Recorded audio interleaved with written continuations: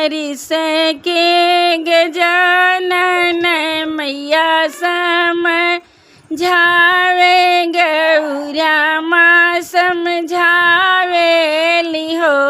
बेटा भगतन खड़ा बाटे द्वार तो तुहू के बोलावाई हो बेटा भगतन खड़ा बाटे द्वार तो तुहू के बोलावाई हो। इतना बचनी सुन गजानन मैया से अर्ज करे मैया से अर्ज कर हो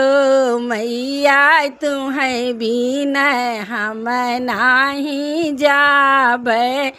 तो भगतन बोलावे तो भगतन बोलावाई हो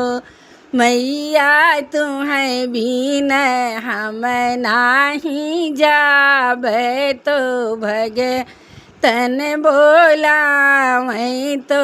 भगतन बोलावाई हो। इतना बचनी सुनी गौरा मैया बहुत खुशी ने भाई बहुत खुशी ने भाई हो हमरा बरहा बरिस के लालनवाया चर मोरे खेलैया चर मोरे खेलाई हो हमरा बरहा बरिस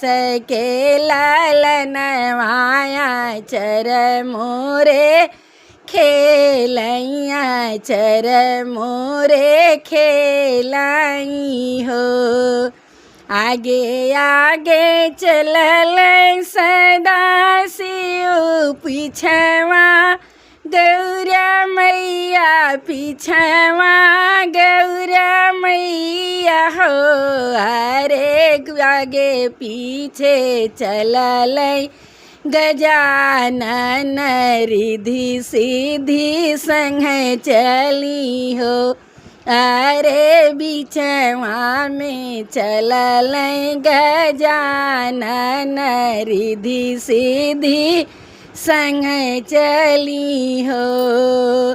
रिधि सिद्धि चलली है सतवा तो शुभ लाभ बगले न शुभ लाभ बगले न हो अरे भगतन के मन सा पूरा वहीं मंगल कुछ भारी मंगल कुछ भारी न हो अरे भगतन के ललसा पूरा वहीं मंगल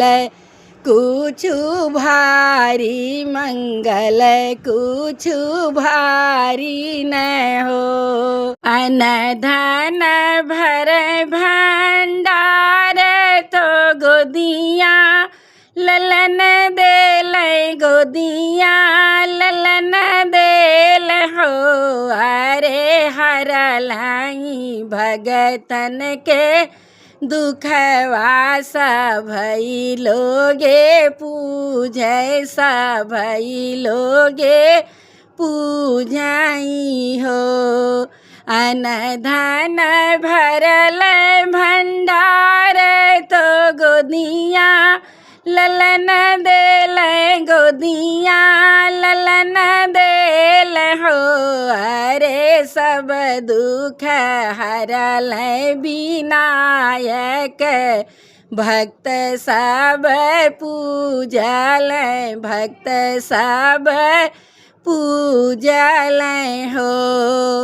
उनके बिना कुछ नहीं मंगल सबसे पूजा उनकर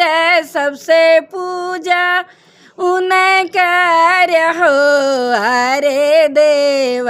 के देव विनायक मंगल कारण मंगल कारण हो। अरे देव के देव विनायक मंगल कारण मंगल कारण दुख सब काटल दुख सब काटल हो।